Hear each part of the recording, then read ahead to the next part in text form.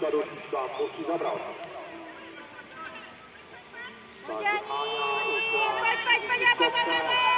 Zaber, zakoušel to spál, Aničko, zabal se, výborně na tebe neprší a projela si cílem časem 11:58. Takže začíná, takže Anička musí zabrát, protože je se vyhoupnou na lepší pozici než ve včerejších závodech. A stavíme to Aničko do vajíčka a proletěla nám cílem časem 11:83. Posíková LK Finec.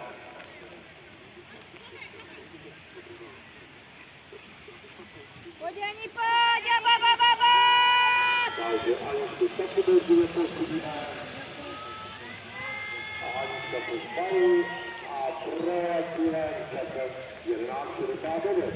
11:69 čas pro Aničku.